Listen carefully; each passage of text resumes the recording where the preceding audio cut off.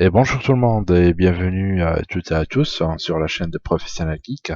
Alors aujourd'hui on va parler côté ordinateur et comment en fait augmenter les performances de ce dernier. Donc ne quittez pas, on va commencer.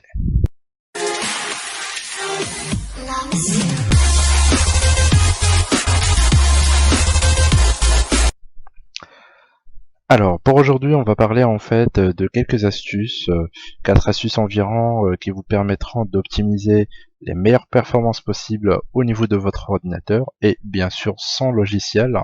Bien sûr il y a d'autres manières à faire qu'on va pouvoir vérifier dans les prochaines vidéos bien sûr qui sont disponibles très prochainement. Et voilà, on va pouvoir commencer par l'une des premières qui est tout à fait simple.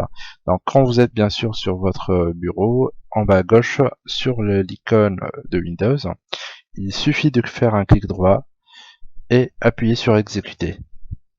Donc j'ai déjà en fait le lien puisqu'il est resté enregistré. Donc le premier qui s'appelle sysdm.cpl, donc sysdm.cpl. Je vous mettrai bien sûr les termes dans la description afin de pouvoir les copier et coller directement au pire des cas. Donc on se met dessus directement, ça nous demande bien sûr d'autoriser bien sûr le programme à apporter des modifications à cet ordinateur. On fait oui bien sûr. Donc ça vous met directement sur la propriété système. Il suffit d'aller sur les paramètres système avancé qui se trouve en fait quand vous êtes directement sur la partie nom de l'ordinateur, il se trouve en haut à gauche, donc paramètres système avancé, et bien sûr puisqu'on a parlé de performance, on va aller sur les paramètres de performance. Donc du moment que vous mettez dessus, vous remarquez que ça vous met laissez Windows choisir la meilleure configuration. Donc ça c'est ce qui est par défaut. Sinon vous pouvez ajuster afin d'obtenir la meilleure performance. En fait ça vous coche tout ce qui est en fait dans la liste, et bien sûr par la suite il suffit tout simplement de cocher ce qui ne vous convient pas. La seule chose que je vous déconseille, c'est par rapport à lisser les polices écran. Ça vous donnera, on va dire, une meilleure visibilité concernant les caractères, donc à éviter. Mais sinon pour le reste, vous pouvez en fait décocher tout ce que vous souhaitez et appliquer. Donc par exemple, afficher l'ombre de la souris. Donc si vous le décochez, il n'y aura plus d'ombre concernant votre souris. Donc voilà, moins de, on va dire, de calcul pour faire ce genre de graphique. Sinon, si on fait en fait un test, par exemple, animer les fenêtres lors de la réduction et l'agrandissement. Donc pour l'instant, je n'ai pas appliqué. On va essayer par exemple d'ouvrir Mozilla Firefox. Vous remarquerez que voilà, donc il s'est ouvert. Donc la manière de l'ouverture également est plus fluide. Donc si on réduit, vous voyez que ça descend en se réduisant. Donc si on applique, vous remarquerez que ça ne le fait plus. Ça s'ouvre, on va dire, instantanément, sans avoir en fait cette animation de réduction jusqu'à la barre des tâches en bas. Alors, donc bien sûr, ça reste en fait des animations que vous pouvez retirer, ce qui permet à votre ordinateur de moins calculer certains paramètres. Voilà, donc ça c'est la première astuce tout simplement, que vous pouvez bien sûr vérifier par vous-même par la suite. Alors, donc la seconde astuce c'est par rapport au côté on va dire alimentation. Donc vous aurez la petite icône alimentation en bas à droite à côté de l'heure, toujours sur la barre des tâches. Il suffit de faire un clic droit dessus. Alors on ferme celui-ci et vous pouvez aller sur options d'alimentation. Donc dans la logique des choses, c'est par défaut sur la partie utilisation normale.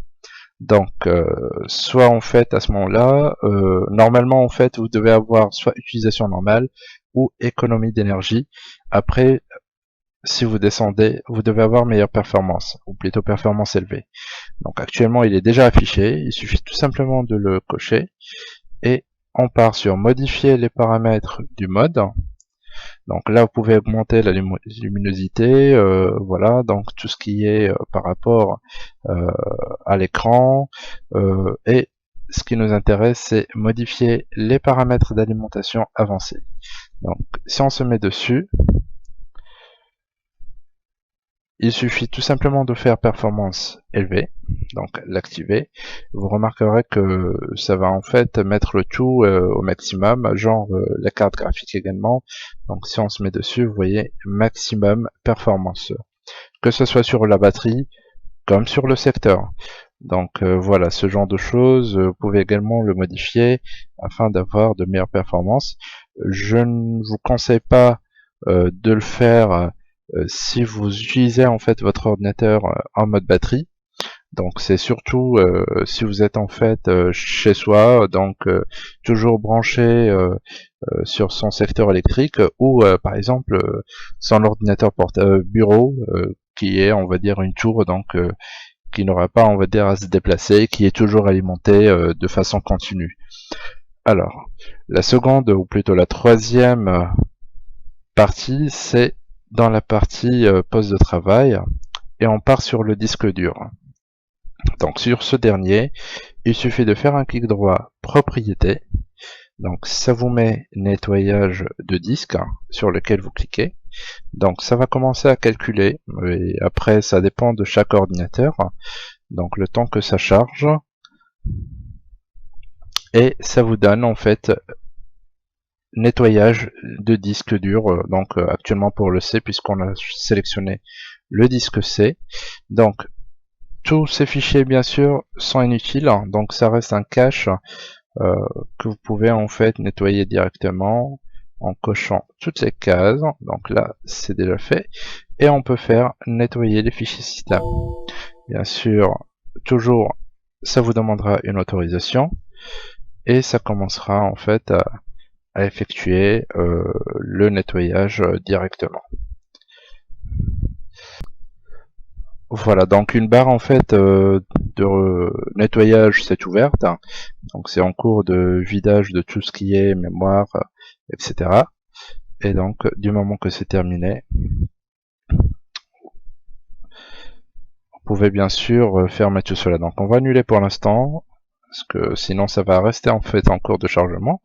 Et le tout dernier, toujours sur la partie clic droit exécuter, et on fait pourcentage, temps, pourcentage. Donc je reviens dessus, j'étais un petit peu rapide sur ce point.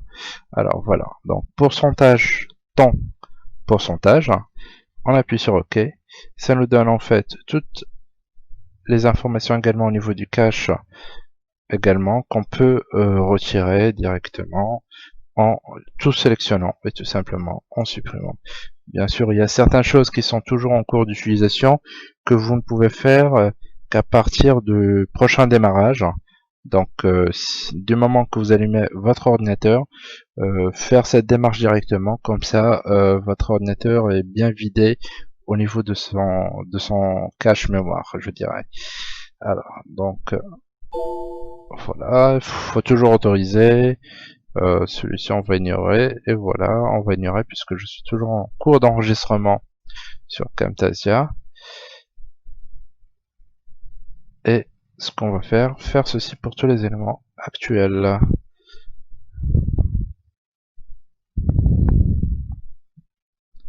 Voilà, donc il vous laisse en fait juste ceux qui sont en cours d'exécution, donc tout le reste est supprimé.